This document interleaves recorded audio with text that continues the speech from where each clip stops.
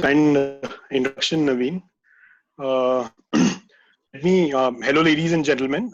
Let me begin by introducing you all to the Power Pact panel for the evening. I will begin with introducing Tarun. So, Tarun's a seasoned consumer retail expert with top management and CEO level stints in Philips, Onida, Whirlpool under his hat. He moved on to becoming an entrepreneur with an interesting concept called Digimart. Uh, Vinay is a founding partner at Fireside Ventures, who's been an entrepreneur, tasted successful exit, and then ventured into consulting before founding Fireside and entering the VC space. Mayank is a seasoned F&B retail leader. He is responsible for introducing a lot of new initiatives at retail chains like Reliance Retail, Big Bazaar, and is here to guide the aspiring D2C brands today. Rohit is a supply chain expert with stints in supply chain heavy companies like Mondelez, Mintra, and now Shadowfax. We're bound to pick his brains on understanding what, as per him, could be app distribution channels for D2C and F&B. Uh, Arvind is a seasoned retail finance professional with 25 plus years of experience in FMCG and media and top management positions. Currently, he heads strategic finance for Future Group and is MD of its group company called Galaxy Cloud Kitchens. Uh, I will move on to the Q&A. Rohit, let's begin with you. Sure. If you could tell us a little bit about the various ways Shadowfax is facilitating supply chain, with Flipkart showing so much of confidence in you, which, so to say, cogs of the wheel are you moving? Sure. First of all, thanks for the introduction, Sanket. Overall, ever since the lockdown started, we have been focusing on keeping the wheels of the supply chain, as you kind of mentioned, running, right? And there have been certain key critical parts which we have focused on to keep the engines running. I think the most important part there was the delivery partner. How do you ensure that the delivery partner is able to deliver on ground? How do we ensure his safety, right? How do we ensure that his earnings don't get compromised? How do we ensure that he has the requisite permissions and the e-passes to go and do the deliveries, right? How do we ensure that he is facilitated with the right information with regards to what are the areas where he can go and what are the areas where there is trouble for him. So I think those have been the key parts which we have been focusing on. Just elaborating on that, with regards to safety, we have ensured that all of our riders have masks and sanitizers in place. We keep a record of their temperatures, right? In fact, we are also working on giving this temperature over an API to our clients as well, so that there is confidence in the fact that the delivery partner who is coming to the doorstep is not infected and he is not exhibiting the symptoms of COVID, right? So second thing which we have done is that we have actually made a support fund with contributions from employees internally, and we have also kind of opened it up to the public. So we are actually making a fund of almost 2 crores just for ensuring that the interests of the riders can be protected regardless of the situations they may fall into. It might be an illness, it might be just a financial trouble at their home, it might just be the fact that they're not able to do the deliveries because of certain symptoms, but we protect their interests. So I think that has been one key part. From a demand side, what we have been focusing a lot is working with aggregators who can bring in a lot of small stores online, because all of a sudden there is huge demand for home delivery, and if we go and tie up with each and every store individually, neither will we be able to do justice to them, nor will they be able to negotiate good rates with us, or just figure out how the technology piece works, how should they learn it quickly. So we have actually quickly tied up with a number of aggregators like Shopmatic, Cartrocket, Capillary, and so on, so that these guys can quickly come online and start delivery at a same level as probably some of the bigger brands could have done. So I think we have worked on democratizing this home delivery for the neighborhood mom and pop store. So that is how we are looking at the demand side. Another important thing which we have been doing is that we have actually also been doing pro bono deliveries for a lot of institutions and NGOs, so that what we find is that people are able to cook food at a number of centralized kitchens, but delivering it across a city is a problem, right? So we are actually facilitating them to get those vans and to ensure that the people who need that food are able to get it without the constraint of not having the money to pay for it. So I think that is another important thing which we have done. And we've also been working on certain smaller initiatives with the government. So we are one of the partners for BBMP for doing deliveries of essentials from a number of stores to the customers. So we have directly tied up with BBMP there. We have also been working with the Delhi government to ensure that the right set of people are able to get the essentials and the food which they need. So I think those are some of the things which we have been working on over the past 2 months. Right. Hi. Arvind, hi. Arvind, can you hear us?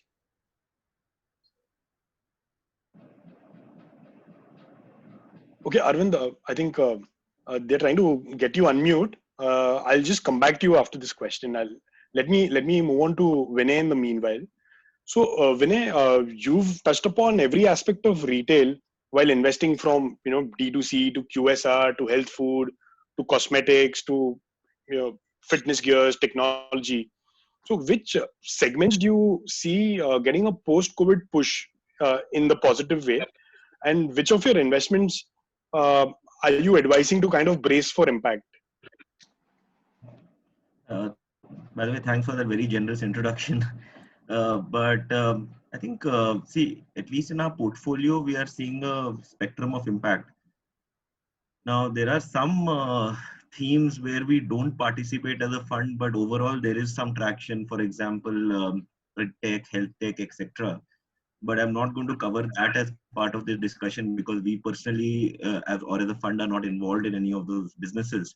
But within the limited scope of consumer brands, I think there are some green shoots that we are seeing. So, for example, any brands that are in the health, hygiene, nutrition, immunity space, they are seeing a positive uplift because of the change in consumer behavior, the heightened need for hygiene at your home, in your personal care, as well as if you're going out to work somewhere, there's a heightened need for health and immunity. So those are sectors that are seeing some green shoots, and obviously we are kind of investing for growth there.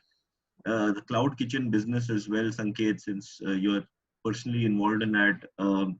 We believe as things come back over the next couple of months and people want to kind of experience other foods except their home cooked dal roti and want to indulge a little bit, I think before when having the courage to venture back to their favorite restaurant, it's the delivery piece that will take up. So that's something that's also seeing some green shoots of growth. The whole CPG piece, if you look at it, Sure. so both packaged foods, packaged beverages, and so that kind of space, obviously, as people are spending more time indoors, they want to eat healthier. They want to also indulge a little bit in a manner. So all packaged foods seem to be having some kind of a leg up, and it's just the supply side that needs to be sorted. In terms of demand, we've run some small micro experiments. There seems to be enough demand out there.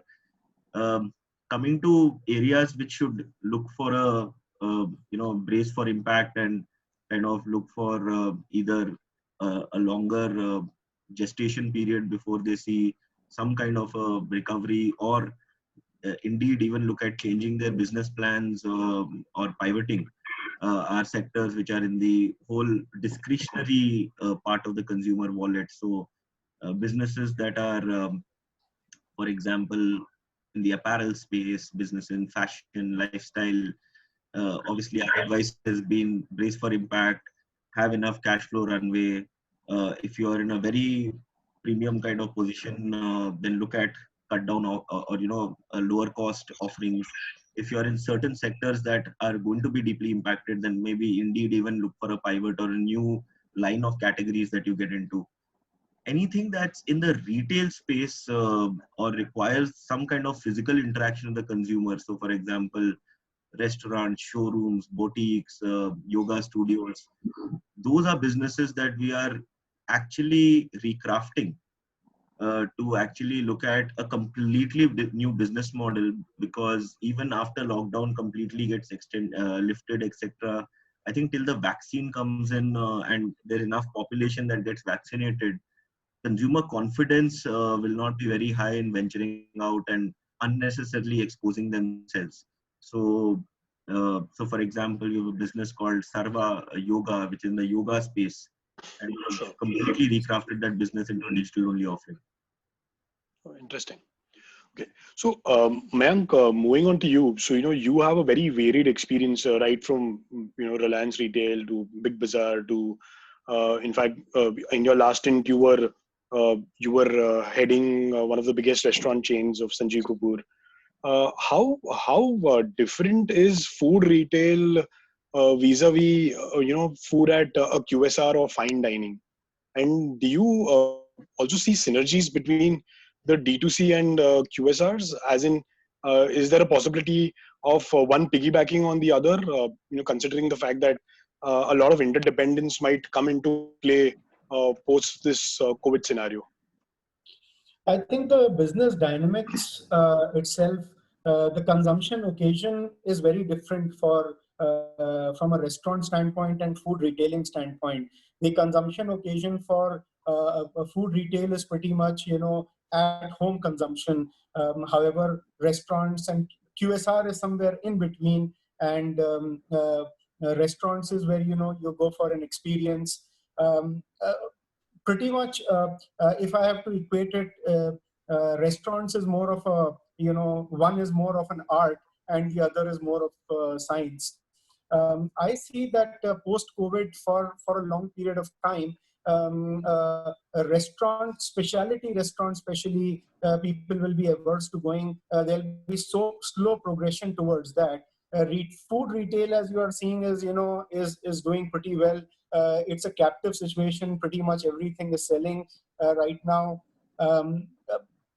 When we compare the two, how you create distinction between the restaurant industry and the food retail is pretty much, in restaurants there is one brand that leads the customer to an experience and the product.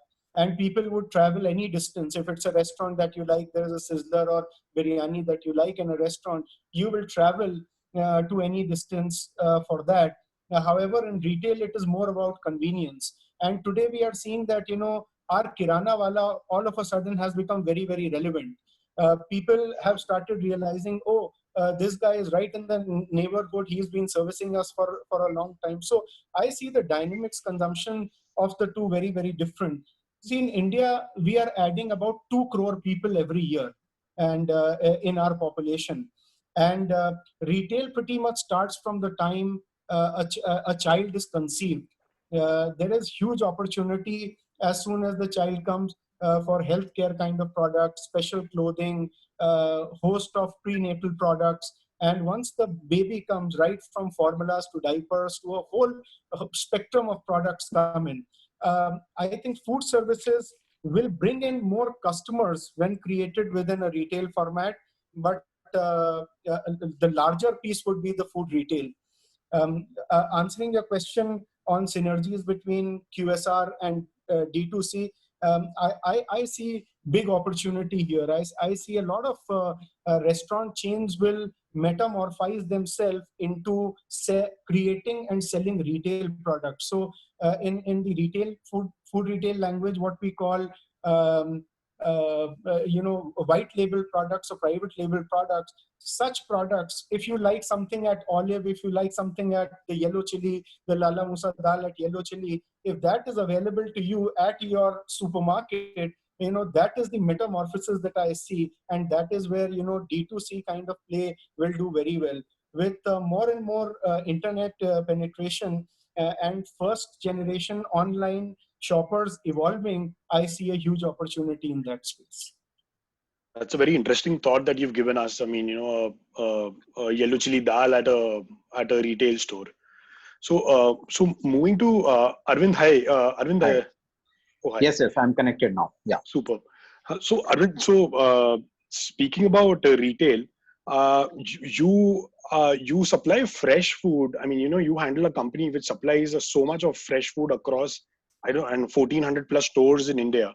So I wanted to understand how difficult is it to now handle fresh and chilled food supplies with this disrupted supply chains, both on your raw material side as well as demand side. Yeah.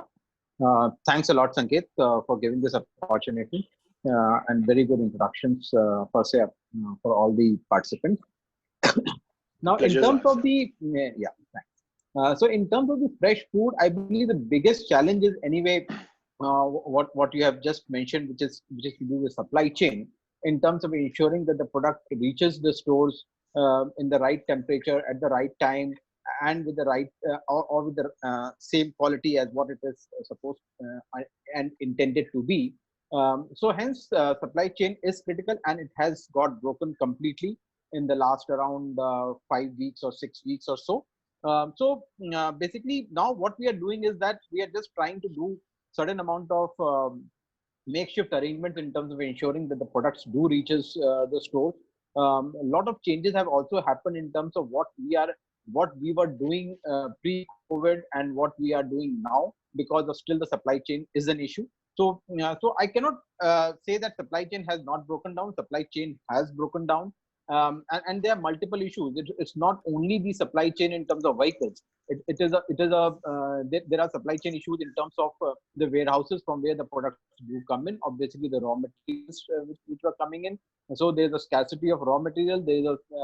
And even if the raw material is available, the supply chain is broken from the warehouse to the factory. And if that is working, then basically maybe there is a manpower issue.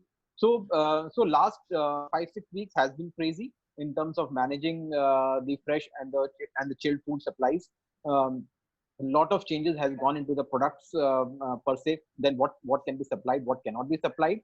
But things are coming back, and plus what we have also done and what we have realized in these 5-6 weeks, that there's a big change in terms of how the consumers are now looking at the fresh food or at the chilled food what we were doing. So basically there's a change in the habit now. People have started enjoying dining at home, which was earlier dining at the restaurant. Now cooking at home is the most sought after activity since the time COVID has happened in our life. Baking at home has become quite big. So what has happened that with this dining, cooking, baking, all happening at home, what we are seeing is that people are more comfortable, means cooking the food at home, dining at home, which was earlier all was outside. So what we have done is that we have also changed our SKUs in terms of ensuring that people do get a lot of options in the stores, rather than looking for 100% prepared stuff, which is to do with the best of the quality in terms of what can be made available to them. Now we are just focusing in terms of making available the products by which the baking becomes easy, by which means cooking of food becomes easy. So a lot of focus is happening in terms of baking, in terms of sauces, condiments. So those type of things are replacing the earlier category of fresh and chilled food. People are more comfortable buying products from the stores and then going and cooking at their homes. So things have changed, and we have to see the further indications and the further indicators once this lockdown opens and people start coming back in big numbers to the stores again. Sure. So Tarun, so you are solving a major problem, I would say, for manufacturers and e-commerce players. You've widely created a business out of their issues arising out of their reverse logistics. So would you want to throw some light on your business, your idea, your beginnings, and also is there any way food and D2C brands could pick from this brainchild of yours? Sure. First of all, let me wish everyone out here a lot of peace and positive energies. We are in the troubled times, but I'm sure we'll get over it. So, before I started this business, I was in the corporate for 20 years, and there was this problem which was always there in our financials. And that problem was certain sticky products which used to remain unused in the warehouses and in the books and in the inventory, because either they are open boxes or display stocks or they are returned from the customers. So since I was in consumer electronics and durables industry, so I found that about 2% of the turnover is normally these sticky stocks. So about 4 years back, with the online e-commerce, literally happening, and all these furnitures and large boxes selling well. So I connected with them and I got to know like this is the problem with the modern trade, which is large format retail, as well as the e-commerce players, that they would be certain COD return stocks which will come to them, or there will be customer returns either way. So they would require a liquidation. This entire piece is called as reverse logistics. Oh. So there we I started this Digimart concept. So whereby we opened distribution for these products in the central country and the eastern country. So because my TG is there, these kind of products they will sell in those places where the target customers are looking for a value buy.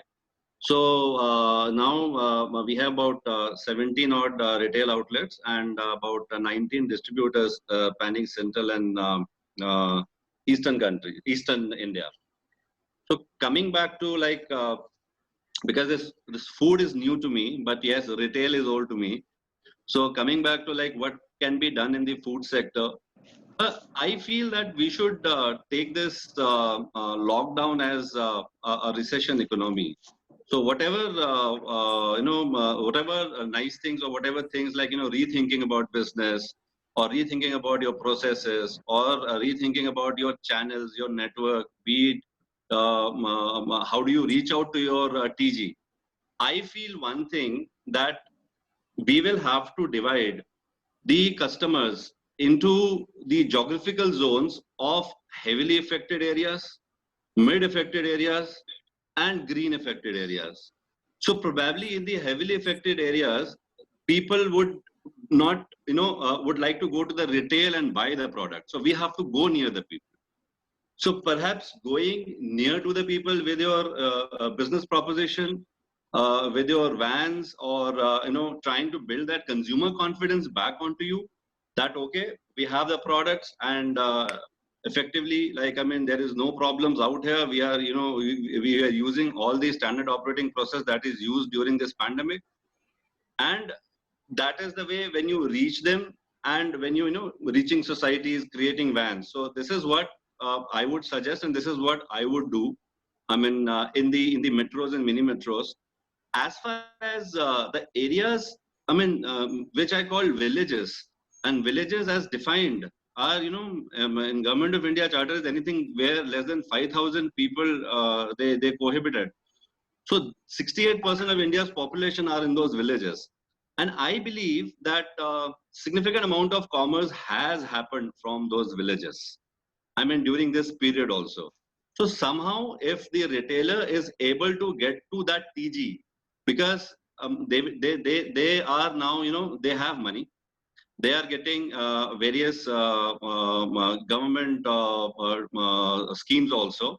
And if you are able to price your product accordingly, or if you are able to get into this kind of an arrangements with the e-commerce players as our company has got into, so you can fit in and give those kind of an offerings to those people at the right price points.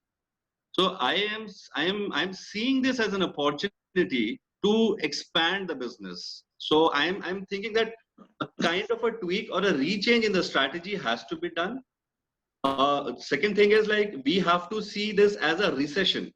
There is nothing called a lockdown. We have made it, more than a large size annual, it seems, a lockdown. So it is a recessionary business techniques which we have to use and get back into the business. Yes, I do agree that all of us who are here, we won't be back onto that February kind of a growth, but we have to see that where we are moment we open up, and then grow on that by tweaking the processes. So this is my take on it, Sanket. Sure, I think makes sense. There's no point in getting paranoid about things. Yeah.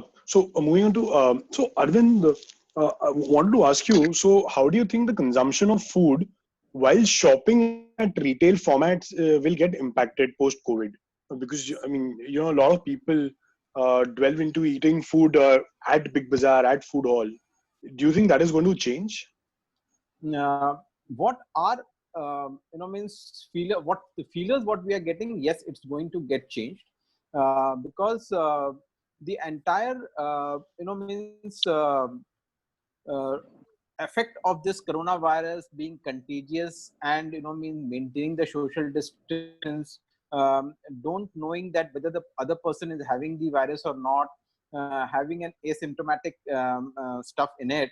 So people will obviously avoid coming in crowds, sitting in a cafe and enjoying the food. So those type of things are going to get impacted. That's what our initial feelers are. But no, obviously we have to wait and see how things do shape up in the next 5-6 months or so. But we are basically gearing ourselves in terms of basically um, seeing those type of change in behaviors in the days to come. So like means up till now our main focus was to ensure that when a person comes in, he gets the best of the food inside our stores. That focus will still remain, and means our focus will be to offer him the best of the products in terms of ingredients and in terms of the freshness. But means this entire factor of enjoying the food with friends, with families, with a huge group of friends, that is going to change. And that will bring in a change in terms of what you can give them at the store. And that's the reason what I was referring to is that how can you ensure that a person is able to get the best of the ingredients in the most freshest form, which he can pick up from the store and cook at home. Which are the best of the ingredients what a person can pick up from a store and do the entire baking at home. So a lot of energies are getting focused on that.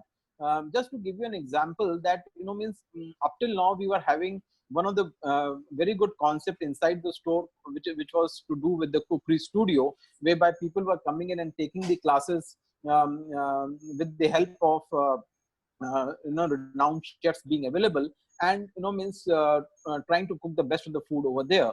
So now since the time the lockdown has happened, we have shifted this entire thing into online. So now people are more than willing to pay a price for that, use the video and cook the food at home. Whatever ingredients you need, that ingredients will be made available to you at the store. So those type of changes are happening. I believe it's going to evolve a lot. Means the consumer behaviors are going to change a lot, at least for the 5-6 months. And if this entire fear of coronavirus goes off, then obviously life will come back to normal. But if this asymptomatic feature remains in your mindset, and you are quite fearing that I may get ill, this behavior is not going to get changed. And hence most of the retailers will have to change themselves in terms of ensuring that they provide alternatives to the consumer, so as to ensure that they still get the same best quality food, but they are able to cook it at their home rather than eating at the store. So moving on to Vinay. So Vinay, does the entrepreneurial hat that you had once worn better your investor instincts? And how important will sanity metrics get over vanity metrics for investors like yourself now? I mean, will bottom line become more important than top line? Vinay?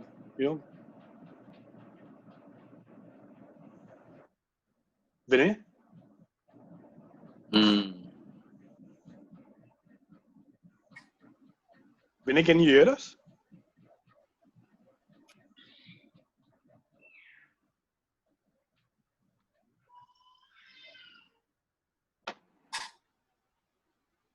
Hi, Vinay, can you hear us?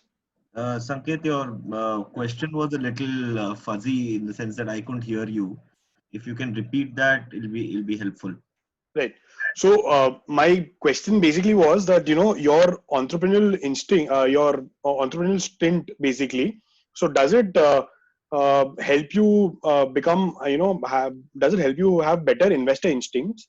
And as an investor now, is sanity metrics going to win over vanity metrics, so to say? As in, like, are you going to give more importance to bottom line over top line post COVID?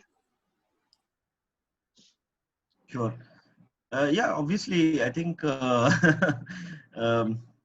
an entrepreneur, I think the having been through that journey where you have to set up your team from scratch, where you have to get your first 10 customers to believe in you when nobody else does, when you have to convince your vendors to give you some leeway when payments get delayed, and create a whole ecosystem of partnerships to let the organization flourish.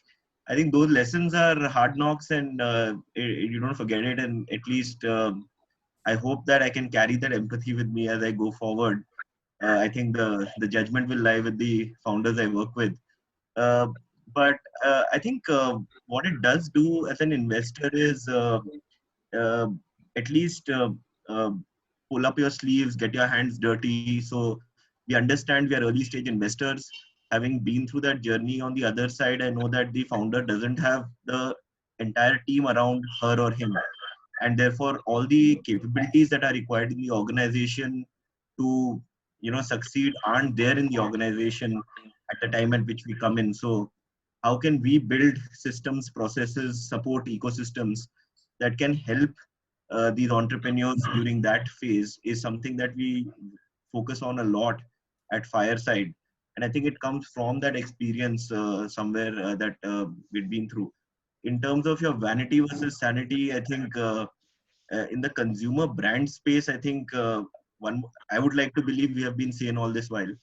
Our focus has always been on unit economics, the profitability, net of variable costs, and looking at those margin models that at a fundamental level make money.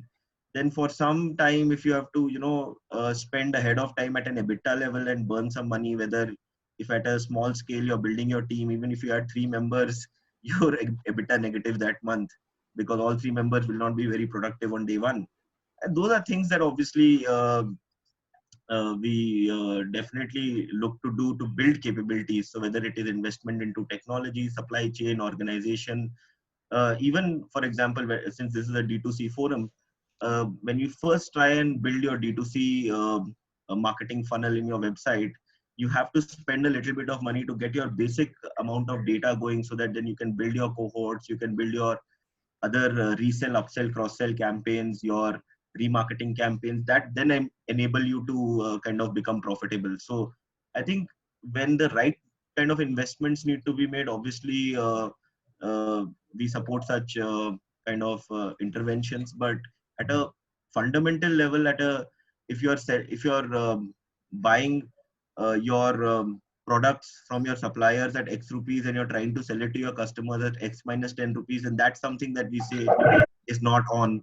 And you cannot buy loyalty in a consumer brand. You got to make the consumer love your brand to the extent that they're able to pay the premium for it.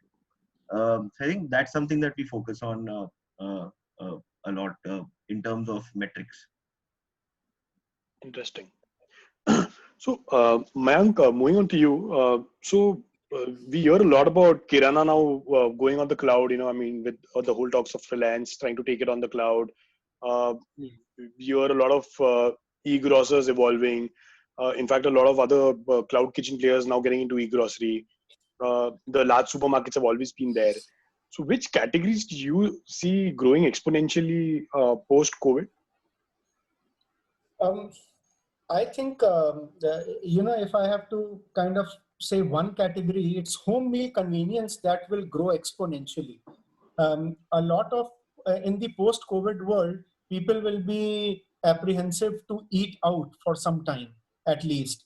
Or they will have apprehensions about, where the food is coming from, who's handling the product. Is there, a chance of me getting infected in any way? So people would prefer going to retail stores or kiranas, buying home meal convenience kind of products or ordering online. And pretty much, if companies are able to take the negative labor out of the kitchen, those companies will succeed. Today, a lot of people enjoy cooking at home. They want to cook at home. In fact, Instagram is filled with pictures of dishes that people create at home, and a lot of people have started taking pride in home cooking. So I think companies that are able to take the negative labor out, keep paste companies, producing different type of kitchen pastes, gravies, spreads. Those kind of products will do very well. Sure. I also see kind of meal delivery kits becoming very popular. So which can be ordered through online retailers and all. So pretty much your vegetables, your proteins, everything in one place. Convenience. You just have to assemble the product at home. Such products will grow exponentially. Um, if I talk about fresh categories, I also see a huge opportunity for subscription services, and especially categories like bakery, bread, milk, meat. These delivered in a very hygienic manner at home through a subscription service is something that people will opt for. People will be apprehensive to go to places which are crowded. A lot of where chances of infection are there. We've gone through 3 stages of lockdown, and everybody somewhere in their heart is a little worried and scared about going to very crowded places, and we might see that trend kind of continue for 2 or 3 quarters at least. And those are that will be a huge opportunity for such convenience products. I also see simple products which are things like kadak chai and filter coffee. Now we did see ID come out with a coffee concoction. Similar kind of concoctions and personalized food products will come in a lot of other convenience categories as well. I also see flatbreads as a huge opportunity. The lacha parathas, the theplas. Now, today these kind of products were available everywhere, but largely unbranded. Other than ID selling roti and lacha parathas, there were very few branded players who were actually doing that. And pretty much it was the local women groups which were the guts that were actually creating these theplas and so on. I see now the customer will need a certification or a promise that this has been handled well. They would need more promise when it comes to traceability, when it comes to how, under what conditions were these, produced for me and so on. I also see other convenience products like, popular products like biryani packs, those kind of things which can just be brought in and put in the microwave and consumed. I see a huge opportunity there. I also see that exponential growth will happen for people who are going to have fun with food. So, the pack itself having the capability to create a nice vada, so batter inside it, and we've probably seen the ID vada packet. You press the packet and you get nice round vadas. So innovation when it comes to packaging, people who will innovate there will do pretty well. So I see a lot of also some aspirational products or aspirational flavors coming to center stage. So if it's we were used to eating the aloo bhujia and the Bikaneri bhujia, we will start seeing flavors like wasabi. We will start seeing flavors like Szechuan. So mainstream will stay mainstream, but we will see a lot of new innovation happening there, and more people embracing that and looking for such trends in retail stores. People used to go to specialty restaurants and look for things that, what is the latest cuisine, what's new. People will start now looking at retail stores and kiranas and neighborhood stores for such trends. So that is what I see, as category that will grow exponentially in the next few months and time to come. Those are some very interesting insights. So, taking a leaf out of your bread. So, Arvind, I think, your bread, I can personally vouch, is one of the best breads in the country. Your breads go to Food Hall, Big Bazaar, LPQ, to name a few. So, what has stopped you from, taking your bread to general trade, or as Mayank said, taking it to the last mile community selling, in terms of selling it in complexes, buildings where, those cycle walas have kind of captured the market. So where do you see the problem with home meal convenience reaching the last mile? So, so in terms of last mile, I believe the biggest challenge anyway isn't to the last mile. But the way we have kept our brands is that because they are brands which do solve multiple problems. Now, if I have to look at Big Bazaar or if I have to look at Food Hall, the brands are more attached to the format. So there are brands like So Fresh, which is attached to Big Bazaar, and people do correlate themselves, stating that this is what you will get once you get inside any Big Bazaar. You will get So Fresh bakery products, whether it is to do with normal breads, or whether it is to do with artisan breads or stuff like that. But no, the brand is attached to the format. Similarly, when you look at Food Hall, again the brands are attached within the Food Hall as a format, and people do walk into the store to get that particular brand from that store. So I believe the story is more linked in terms of ensuring that the footfall do comes into the store to look for a particular product which is unique to the format and it's not available elsewhere, is one of this theory why the brands have not gone that much outside. But yes, the thoughts are happening in terms of how to make it much more popular, how to make it much more convenient for the people to pick up. If I have to further extend myself and say and go to Karnataka, we have a brand called as Nilgiris, which is available up to the last mile. So in that case, the brand is available in a kirana shop, which is just down your home in which you are staying, and it's available inside the big large format Nilgiri stores what we have. So it's more to do with the entire brand philosophy with which you have created the product. But yes, there is a whole lot of need in terms of making the product available to the last mile, and there are efforts being happening in terms of ensuring that the products are available at a very, very decent price, so that the people do pick it up as and when it's required to them without much of an issue.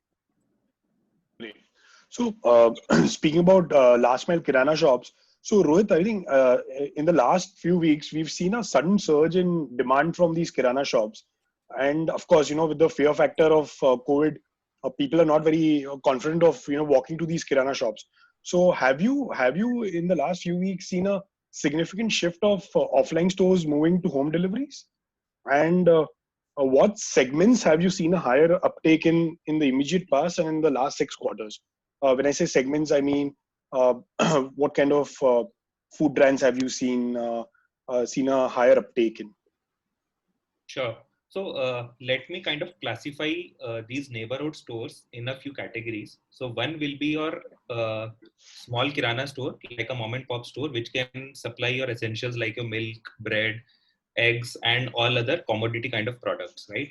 Second will be a grocery store, which is more known to you for supplying a particular kind of dal or a particular kind of bread which you really like, right? So that is something which either you like their private labels or they carry certain products which are not there anywhere else. Maybe it is like Maharashtrian staples which are there, right? So that those are the second kind of products.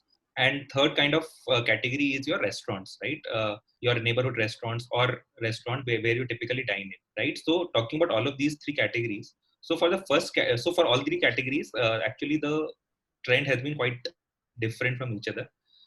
So for the first category, what we have seen is that there is huge demand, and there what we have seen is that aggregation of this demand actually makes a lot of sense, because what tends to happen is, let's say there is a cluster like Koramangala in Bangalore, let's say Koramangala 5th block, there will be like 10 stores supplying the essentials, but probably not all of them can fill the complete basket which the customer is looking for. So what we actually end up doing is that a rider will take 3 items from store 1, 2 items from store 2, and 5 items from store 3. So a lot of times there are 3 different orders which might be needed, or we might be able to do a clustering of that.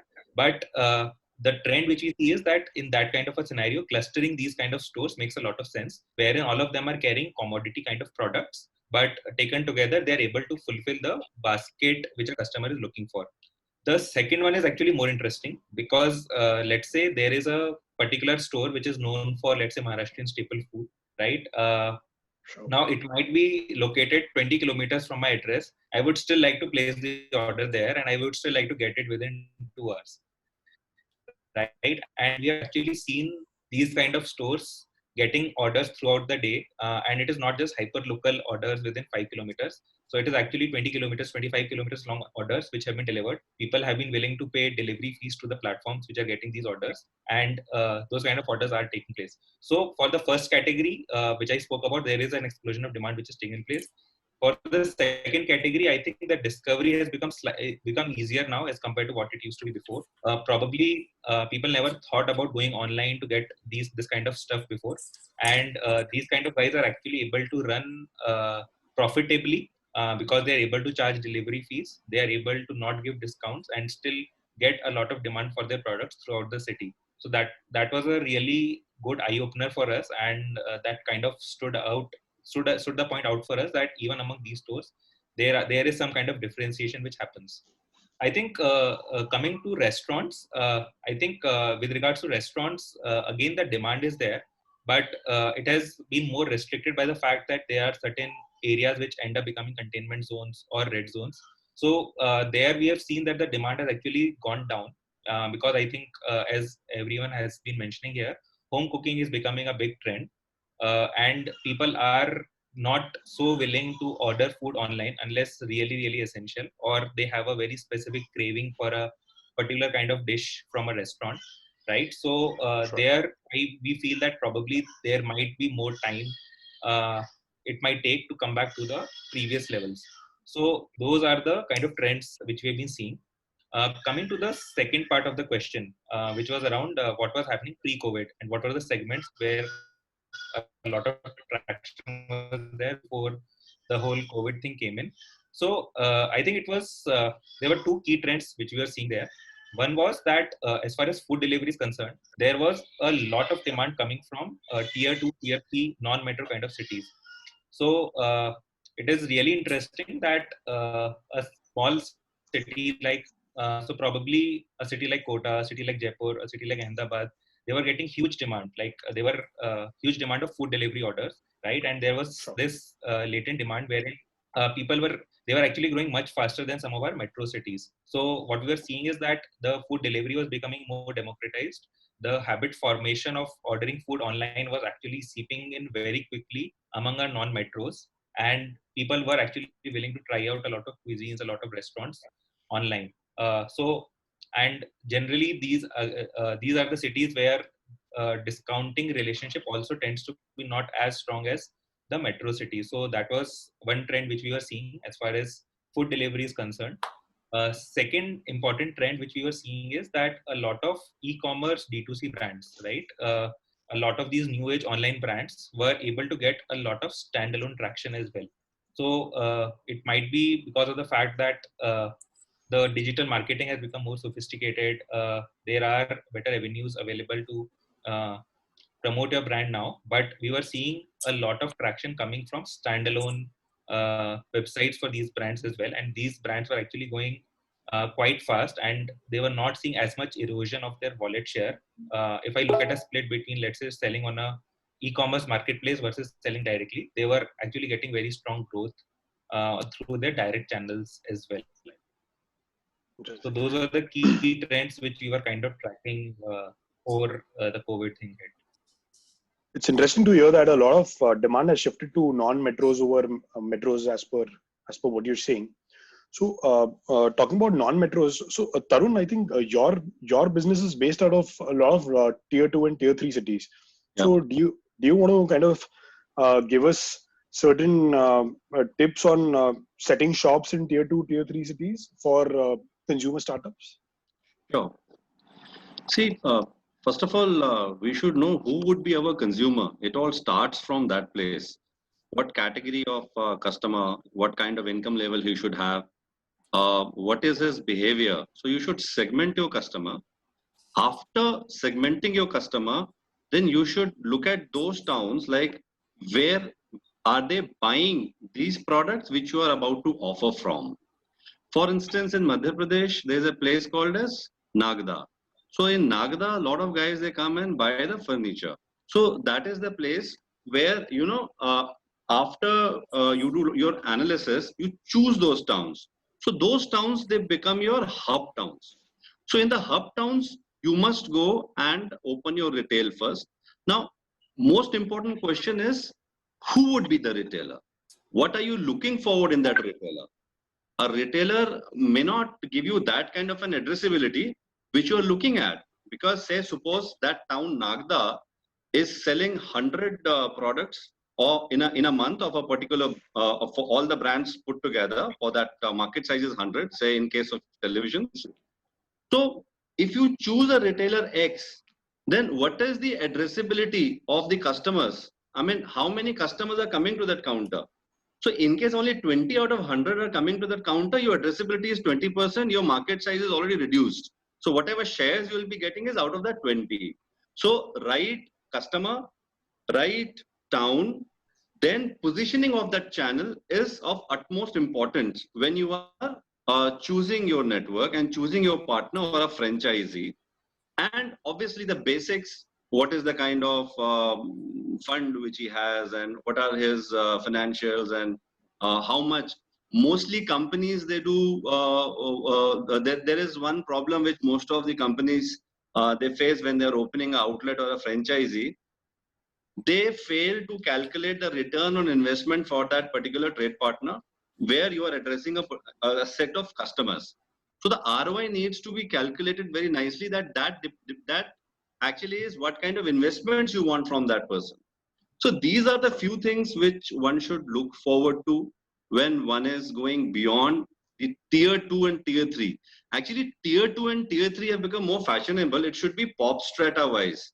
Like I strongly feel that, I mean, if you say that say Bhopal is a tier 2 town, I won't believe that, because the population is quite high of that place. For me, a tier 2 town is anything which is less than 5 lakhs.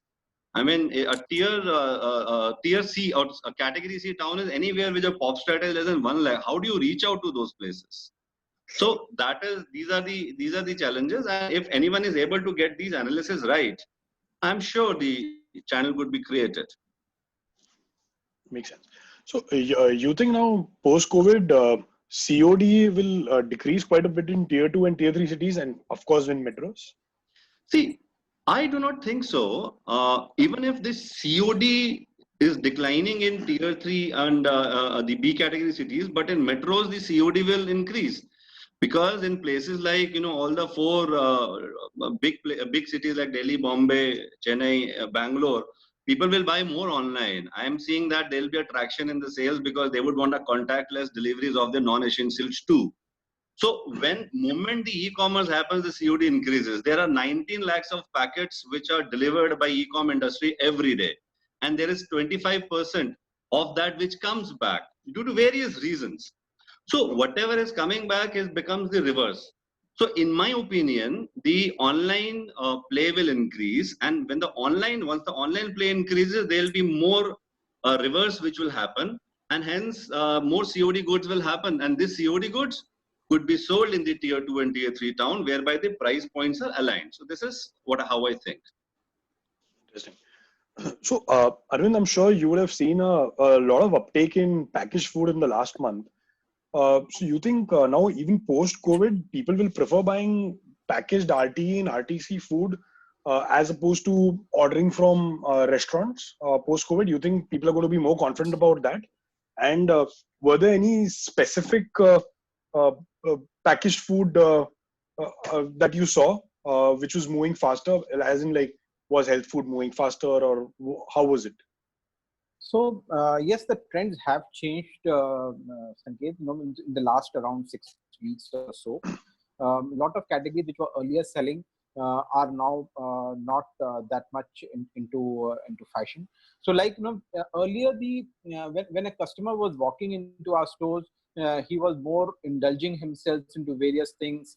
There were a lot of discretionary spends which was happening. Indulgence was one thing, means if there's something unique put inside the store, that would have earlier got picked up. But those patterns are changing. And in terms of RTE, RTC, yes, there's a big shift which is happening. People are like, snacking is one category which has grown a lot in the last around 6 months. We have not sold that much of snacking maybe in the last around a quarter or so, what we have sold in the last around 5-6 weeks. So yes, it is changing. A lot of categories like sauces and condiments is another thing which is now picking a lot. Drinking beverages is picking a lot. So these things are changing, and plus means when it comes to like RTC as in category, yes, RTC is also changing a lot, and people are preferring getting RTC type of packs, but they are more willing for an RTC pack which has a quotient of a fresh in it. So like if I have to sell a veg dum biryani, means veg dum biryani earlier would have been like, take a pack and go home and put it in the microwave, and the food is ready. Now, means what we are also doing is that to bring in a fresh quotient in it, means can you put in certain amount of, means fresh vegetables in it? Can you put in certain amount of, means spices which a person can put in on his own is what is taking the trend in. So what people are interested to know is that what they are eating, and whenever we are referring to an RTE or RTC, means more particularly into an RTC, people are very very cautious in terms of what they are eating. They don't want a pack which is filled with lot of stuff which is convenient in terms of eating, but means they don't know what has gone inside. So like means if you are able to give means enough information on the pack, put in products which makes it makes it look fresh. For example, as what I said, means if a pack of dum biryani has vegetables in it which is fresh, and a person is allowed to put it on his own, rice and spices can be put separately. That makes a lot of difference, and that is what is picking up. So from means food hall perspective, what we are doing, we are shifting a lot of our cafe menu into these type of ready to pick up packets. So supposedly you come in, and if you want to have a sandwich, there are options to have a sandwich there and then, but there is an option to take 2 slices of bread, a unique pack of cheese, and a butter, and certain amount of fresh vegetables and oil, which you can go and cook at your home and make it ready. So that is what we are focusing, and that's what we believe will be a big category going forward in terms of replacing the restaurant food while it gets cooked at the home. Interesting. So, Mayank, you think people will be ready to pay more for better handled and packaged products? Sanket, I feel that branding is not in the big stuff, but in the little things that you do, either consciously or unconsciously. If it appeals to people, then they will pay a premium for it. If you are able to amplify and address the need of the customer will resonate with your brand and will pay more for the product. In the post-COVID world, as I said earlier, that traceability will be a very important factor. People will want to know that, where their products are coming from. If they know it is coming from a HACCP certified facility or a ISO certified facility, where it's coming in clean trucks, it is being handled by food service workers or retail workers who practice personal hygiene, who wear masks and so on. Obviously, the consumer understands that these things, come at a delta pricing, and they will be ready to pay for that. I think the overall standard when it comes to perception of a good product, people will be ready to pay extra for that. I feel that the new order that will emerge post COVID-19 will be that of where people's behavior and will change with respect to how they look at food safety, temperatures, and so on. How frozen food kept at frozen temperature. Today, you go to any of the Kirana stores, you will see that your cheese and Amul butter is kept in the freezer. Meat is kept in the chiller, which should be frozen. So there is no respect for temperature and all of these things. All of these things will become very, very important. How your product is handled. And a lot of this will come with storytelling. And a large part of our customer right now is still learning to buy frozen product, learning to buy fresh product. A lot of storytelling, a lot of information sharing from the industry side on packs, through advertising, through campaigns, will really help. So, and once we come across to the customer and say, these are the things we are doing, it will cost a little extra, but it will make sure that your families are safe and your health is in good hands. I think people will pay for it. And simple storytelling. I mean, raw pressery, look at the pricing of raw pressery. Their positioning is all good, no bad. People are ready to pay 180 rupees for sugarcane juice. You get sugarcane juice for 15 bucks, but people are ready to pay that extra because they are getting that promise that this is all good, no bad. It can also have stories like, nostalgia. So, something like a paper boat. The nostalgia of childhood, products coming in through that. All of these, there has to be some story around food safety and better handling of products, and people will pay extra for it. Sure. I think that's an interesting insight. Storytelling to raise awareness. Very interesting. So, Vinay, you think it's a good time for RT and RTC brands to capitalize on the sentiments, or you think India is still a little while away from accepting RTE food? I think what Arvind touched upon, which is a combination of some ready to cook or eat along with some, fresh ingredients, and respecting the magic of the hand of the person who makes the food, right? The little bit of storytelling and the enablement of that person is very, very important to make the consumer feel secure at this point of time, that her skills are not being challenged, because something that you can just take out of the freezer and then microwave and it's ready challenges her position as the homemaker and the center of the at least the culinary skills at home. You don't want to so brands who are able to respect that boundary line and are able to provide the, like Mayank was saying, the safety, the assurance, the certifications, the untouched by hand, or all the quality measures that have been taken to ensure what is coming to you is of high quality. I think those are stories that will kind of start resonating with the consumer. Just to give you some examples, there is a meat brand called Licious that delivers fresh chilled meat, fish, eggs, chicken, mutton, etc. in a couple of towns in India. And 3 years ago, this did not exist. And obviously, both Abhay and Vivek were challenged by many people saying, you want to go and check the gills of the fish, or you want to check your mutton before you buy it. How are you going to convince people? But just the storytelling of saying, this is from the farm, here is how we raise it, no, none of these hormones or any of those antibodies, etc. in our meat.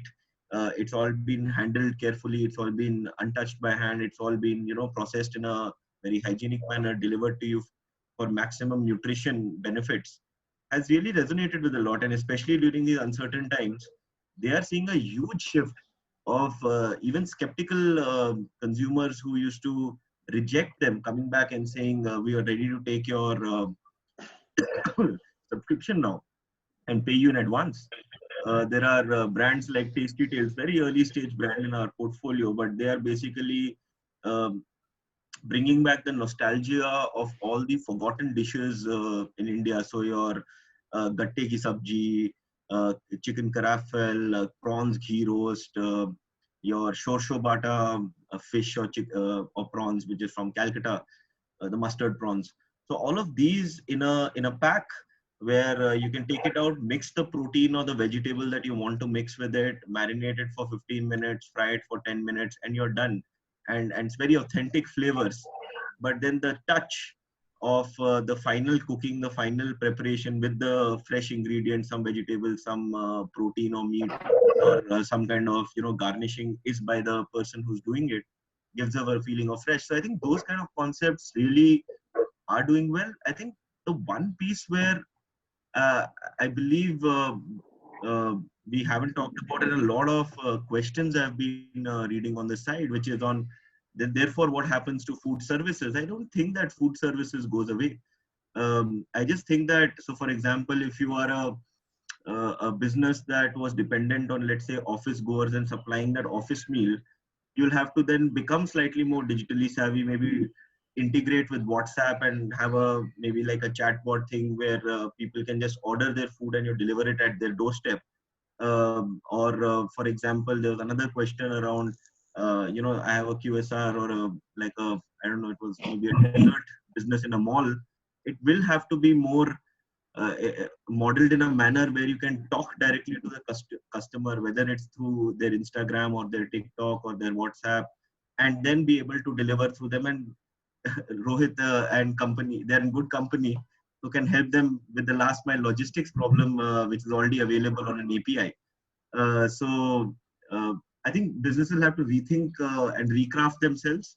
And surely, I think as things settle down over the next quarter or 2 quarters, I think consumers will start wanting to experiment with their palates. While RTE, RTC will grow, I think those little bit of indulgences, the OOH or out of home consumption occasion might dip, but still out of home food will still be a need state for a consumer. I mean, ultimately, kitne baar wo ghar ki dal roti khayenge? They will Sure. want a change in what they want to eat. The love for food in India, these things cannot, I mean, Indians will not be able to stay away from food for such a long time. So sure. So, Vinay, one other question that I wanted to ask you was, so what are your top attributes that you look at when you kind of shortlist a startup? And do you think now seeing a startup which is bootstrapped or is more frugal in mentality will now become more important post this scenario? I mean, that's a no-brainer. No, obviously, I'm not a typical investor in the sense that I don't know how to invest in tech companies or some of those larger network-oriented businesses. So my answer will be very parochial or restricted only to consumer brands, because that's all I understand. Uh, uh, so I think from that perspective, I think the modus operandi of investing or evaluating early stage consumer brands, I don't think we're going to change our lens. And our lens has always been uh, is your brand, if it's buying uh, products from a vendor, or your total cost of manufacturing is X, are you able to charge that 2x, 3x, 4x premium depending on the category to your end consumer?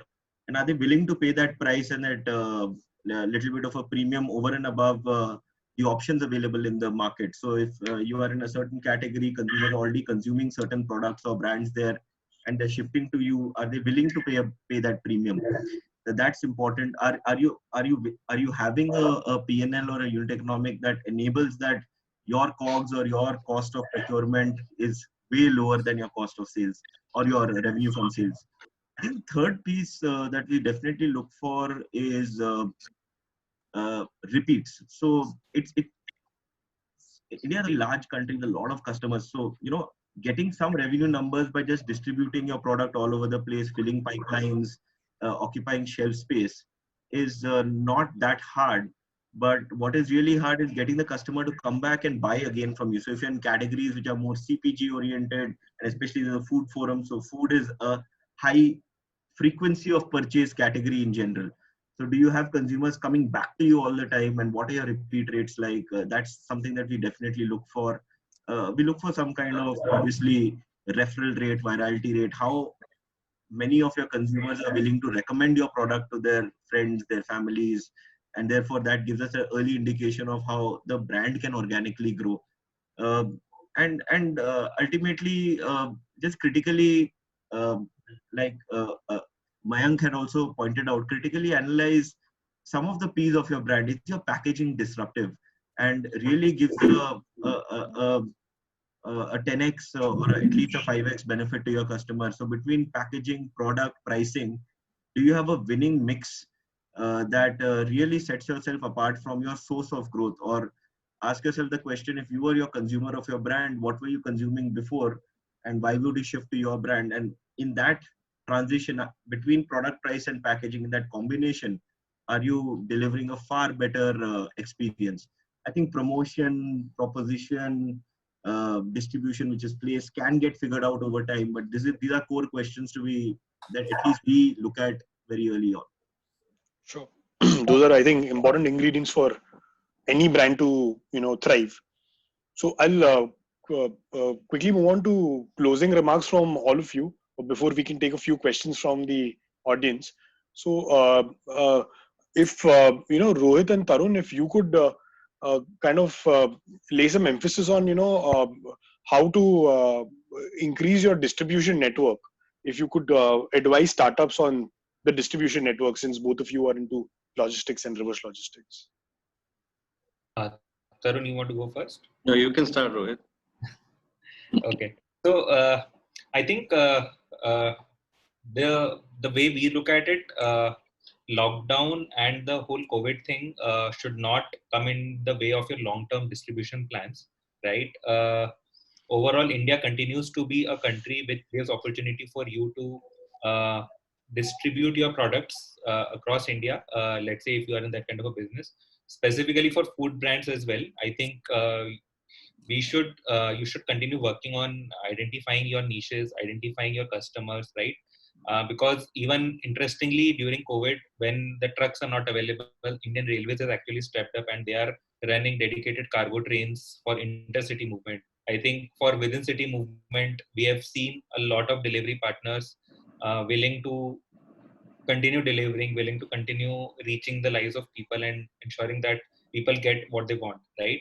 So overall, we strongly continue to believe in the overall India story and the fact that it is possible to reach the customer, right? So the only point from my end would be that one should not get worried about distribution even in the current scenario, and there are options and solutions available for any problems which the brands might be facing.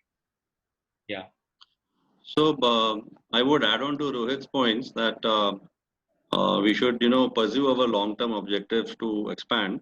But then at the same time, what I would do in case if I have to do something right now is to identify those places where you can go aggressive to expand your channels. I mean, where those green zones, or you can also see where the consumer retail is happening. So those are the places where channels could be opened. Then you could have those places where you can be, mid-aggressive, whereby you can identify the right people, identify the distribution channel, and keep it in your inventory to open it up whenever the situation comes back to normal. And third, obviously, are those places where people would be wary of going into the retail. There you go to the customers. So this is the three-pronged strategy. And I would also definitely like to say one thing, that we should take this as one of the recessionary phases of the economy, and whatever needs to be done in terms of your, in terms of recession, that whatever needs to be done for till that point in time, you should do. Maybe right sizing, maybe effective costs, optimizing various things, trying to sell where you can sell. Things will definitely will take time, but will come back to normalcy. This is what what I feel. Sure. So, Mayank, Vinay, and Arvind, would you want to spell out some hacks for the D2C and food brands? Let Would want to talk about it first. Arvind, you'll go first. Yeah, I can go first. So, in terms of the basic hacks, what can be for D2C brands is to just, I believe, what is more important right now is to ensure that the people should be more focusing on the consumer confidence signals, because this particular thing, what we are currently facing, we don't have an experience in terms of what or what we have ever faced with. Even if we have to look at the recessionary phase, this is quite different, because there is a lot of consumer confidence has been shaken around. So I believe what we have to just ensure is that we keep a good amount of focus on the consumer confidence signals, and we have to trust our instincts. Means we have to work very fast. Means what means if we have to wait for a lot of data and everything to come out, it will take time. So I believe what I would like to focus is that I like to give a lot of weightage on the consumer confidence signals. I have to or basically the entire company has to trust on the instincts as what may work, what may not work, and basically leverage our own business data. Although we have been doing it in the past, but I believe this is a time when it is needed to be acted upon quite in a rapid manner. And the last thing what I like to want is basically more on a generic basis, just to focus on cash, which is going to be very very critical in terms of ensuring that we are able to bring what we want to bring out for our customers, and basically give them the products in the best of the possible manner, is what I think so. Sure. Mayank, you would want to take it? I think people's needs and behaviors might evolve as they seek to regain a sense of balance post-COVID. Some of these trends will be temporary, but largely people will be forced to adopt new behaviors in the wake of this pandemic. And a number of new orders will emerge. So I would say that, stay focused on managing quality, look at your cost structures in a very detailed manner. At this time, it's very important to manage your costs. It's important to stay afloat. I'm not saying that do not look at growth, do not look at scaling, but these are difficult times. I think somebody popped up a question saying that what about scaling up? So scaling up, yes, very important, but these have been unprecedented times. Our generation and maybe the previous generation has also not seen anything like this. Even during the world wars, nothing like this happened because there were 20, 30, 40 countries involved. The whole world was never involved in a pandemic of this sort. So we do not know what lies ahead of us. So it's important to stay afloat. But while you are focusing on staying afloat and seeing the next 2 or 3 quarters go by, do not lose your focus on the quality. Do not lose your focus on availability. These are two very important things. Stay there and create a great foundation for growth. Maybe Q3 onwards, you should look at scaling up and so on. So that would be my advice. And retail is humanizing now. So there is this new term that is evolving, humanization of retail. It will become very personal going forward.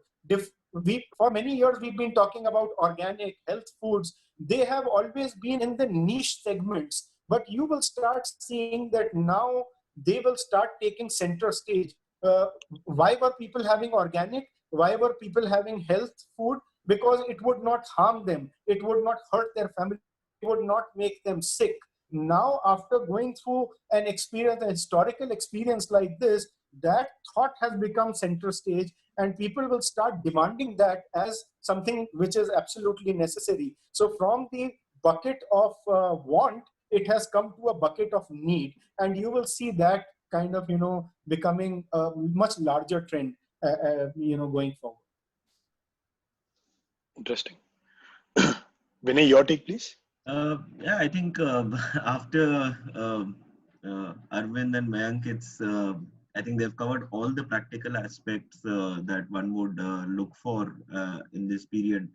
The only thing I would add is innovation, which is basically there has been a step change and this is an unprecedented time. So therefore, there will be some consumer fundamental changes in behavior.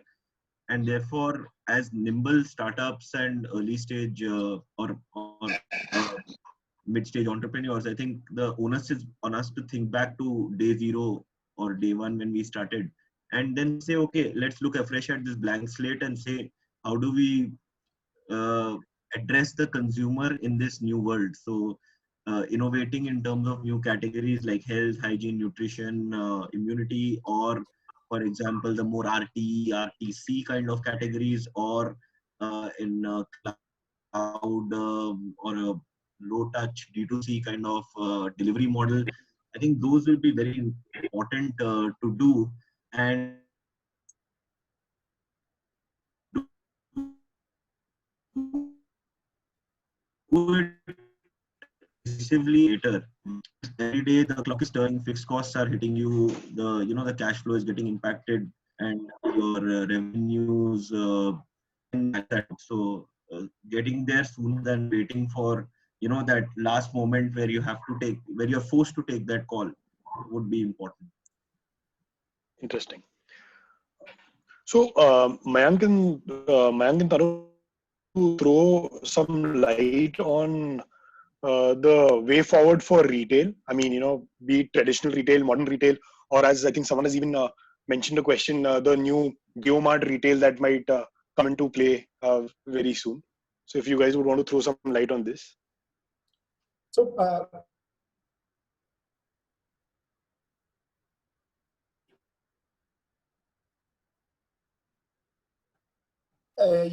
anything, I mean, pretty much everything is shifting there. So I see that, omni-channels will emerge in their true avatar now. People who were selling groceries will start selling cooked food. People who were selling cooked food will start selling groceries. People who were only, doing a piece of the entire chain will attempt to do things on both sides. So a lot of these hybrid models will get created, because right now there is so much of opportunity that is getting created.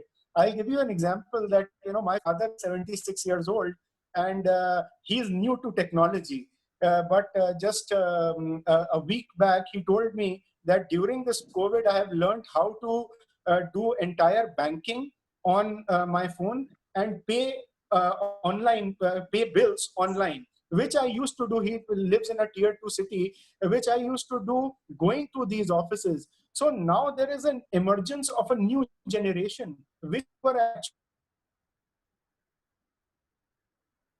not counting in early. So as we are discovering, is becoming very big. So there will be different channels of retail that will start getting populated with a lot of services. Also, large retailers will take a very different from a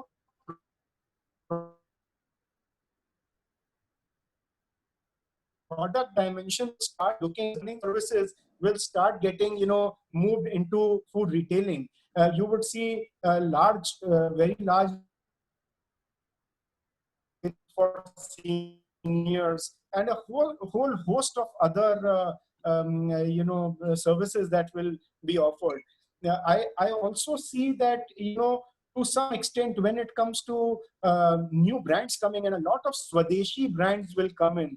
This whole what is called anti-global nationalism, Swadeshi, those kind of trends will start emerging, and you'll see. And today we have so many young entrepreneurs in this country. You'll see a whole host of products coming in, which will start challenging earlier norm. So I see those things as the way forward in retail. Interesting. Add to that, there will be a lot of integration. So I know a big e-commerce player who have embarked on the journey of enabled e-commerce. So practically, when the customer enters into the retail outlet in that particular town, so not only he sees the inventory which is displayed, but also there's an affiliate platform on which he is able to view the stocks in their warehouses. So customer can order and it gets delivered on COD. So this is when Mayank was talking about omni-channel approach. So this is also online-offline integration, which definitely is the way forward, and whereby there is a order booking platform. And in those areas where the penetration of e-commerce has not reached to that extent, the enabled e-commerce would be the key. So this is point one. And point two, I believe there'll be a lot of new ideas which will happen post this, because interim everybody has been thinking on the business. So there has to be maybe like suppose there is a store who is only say Kirana. I mean, since, and he may there would be maybe he does a refurbished mobile phone along with it. because that is what the extension is, and that is the customer is also looking forward to riding piggy banking, which will happen. This is what I feel. Interesting. So I think Mayank and Vinay have laid emphasis on Swadeshi food and nostalgic food. So Vinay and Arvind, would you want to add more onto the future trends? What future trends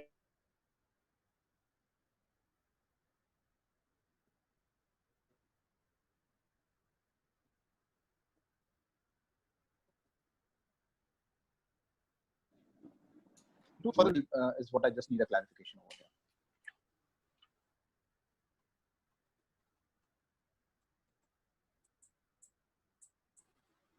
Yeah. Hello.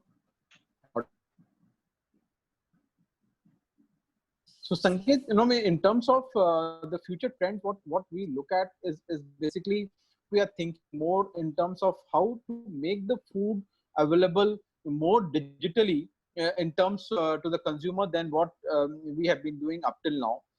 There's a lot of emphasis in terms of digital or basically the delivery of the food to the customer in the most convenient manner, and basically untouched is what or the contactless delivery is what which people are taking as of now is what we are looking at as a major trend. And it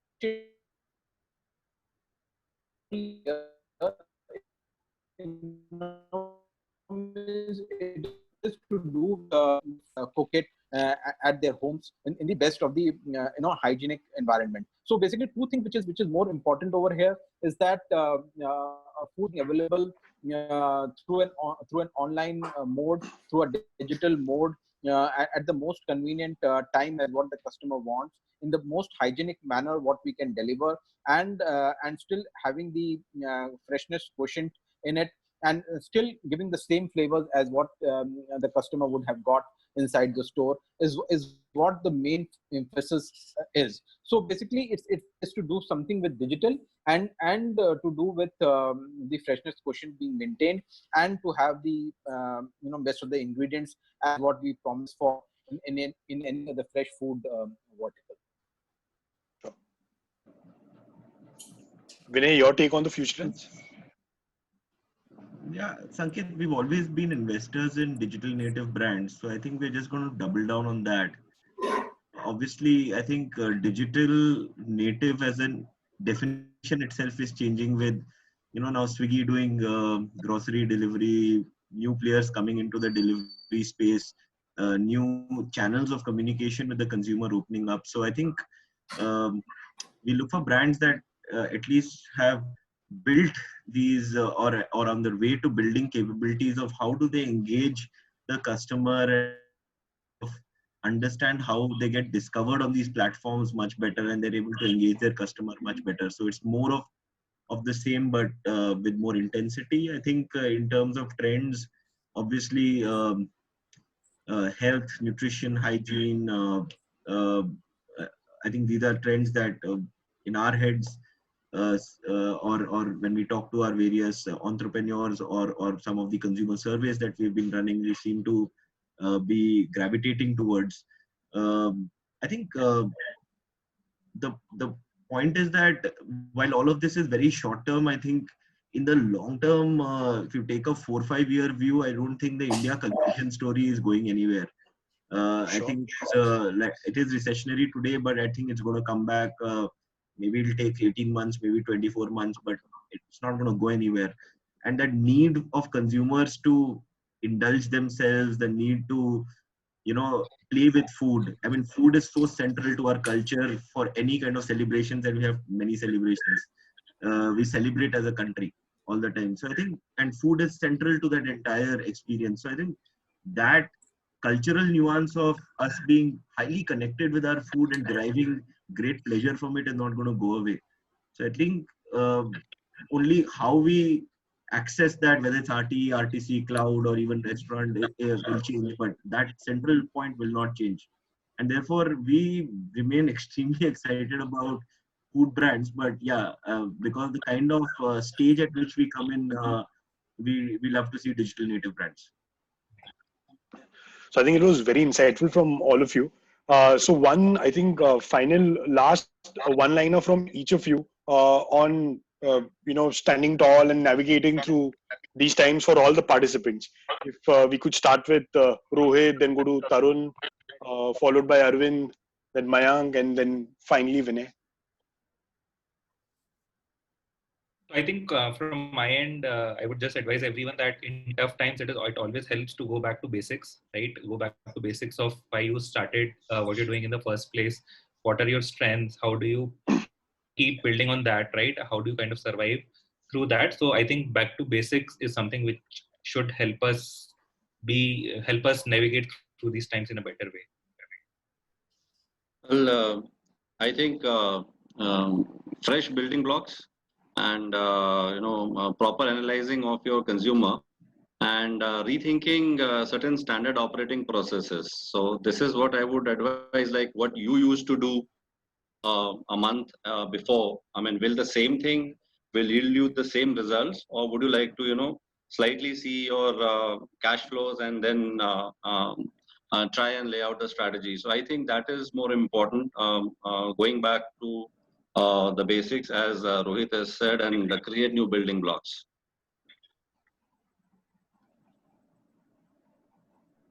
Yeah. From my side, I believe what is very, very relevant nowadays is to adopt the new technologies wherever possible. I believe that is the need of the hour, which will bring the speed to your actions. And as what Tarun just mentioned, means in terms of rewriting the entire processes, because a lot of processes will have to be rewritten in terms of in order to ensure that you are basically capturing the new sort of a new era which will start post this. So processes needs to be rewritten, adoption of the new technology, and basically focusing a lot on cash, because cash is something which is going to change the companies in the times to come for the next around 12 months or so. So those are the three things what I like to focus upon post this.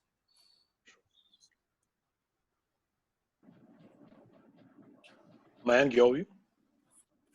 See, I feel that it's important that in the midst of all this pandemic and all the negative news that we have been hearing, it's very important to stay positive.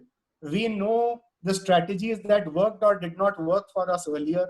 We knew in our hearts what was good and what is bad. There were constraints like cost structures and so on, which you confront us then and will continue to confront us now. I'm just saying that after this lockdown 3.0, go out and discover the new world through your own lens, and try and step into the shoes of the customer. I'm sure a lot of us who have not done household chores earlier have been privy to a lot of stuff in the last three versions of lockdown, have actually done a lot of work at home. So understand your customer better. And I would just like to put it in what a shair said, that धूप में निकलो घटाओं में नहा कर देखो, जिंदगी क्या है किताबों को हटा कर देखो. So a lot of times the answers do not lie in strategies and so on. Just go out, discover, have fun, enjoy, and do what you feel good about. Yeah. Thank you. Amazing. Yes, Vinay, your last thoughts? Beautifully said, Mayank. I think definitely advising all my entrepreneur friends portfolio that number one thing is that for the 6 months, coming 6 months, funding will be slightly difficult to raise. Most investors have come under a shock. They're looking at shoring up their own portfolios. New funds that were getting raised have been put on pause right now. So at least for 6 months, it will be difficult. So if you can go back and look at your capital and cash flow over the next, and your fixed costs over the next 12 months, at least see some kind of runway for the 12 to 15 month period, with some pessimistic kind of assumptions, because you want to reach that point where you can live to fight another day, and you can have the ability to raise your next round of funding. So at least have that runway for 12 to 15 months. Once you have that, then look at your current business, your current categories in which you're operating, the current customers that you're serving, and say, how can I, is this relevant if in this new order of things? If it's not, what are the new categories you can launch, or new price points that you can play with, or new business models that you can get into to address that customer. I think the third thing is on the people front, which is while you're doing all of these cost-cutting measures, etc., just be careful. Cut fat, don't cut muscle, because I think the strength of any young and nimble startup is that it's nimble, and therefore the moment the opportunity presents itself, they should be able to regroup and take full control and advantage and full exploit that opportunity to the fullest, and not at that point of time be wanting to rebuild their core team, because obviously that's the most painful part of building any organization. So these are three pieces that I would definitely about to all of my entrepreneur friends. Wow. Thank you guys. You guys have been amazing speakers and mentors. It was a great learning experience listening to you all. And you all have been a lovely audience as well. I think we've answered most of your questions through our discussions. If in case of any questions unanswered, you can please email it to us at the TIE email IDs, and we will get back to you. I will throw it open to Trupti and Naveen to take it forward. Hi guys, and thank you to our speakers. It's wonderful to hear such great things. And Mayank ji ko wah wah wah wah wah. And apart from this, I'll just quickly share the coming up webinars to ensure that you guys have the details up. The same is available on all our channels. Please get in touch with us if you would want to actively participate in Thai Food Network, and we'll be happy to do the same for you guys.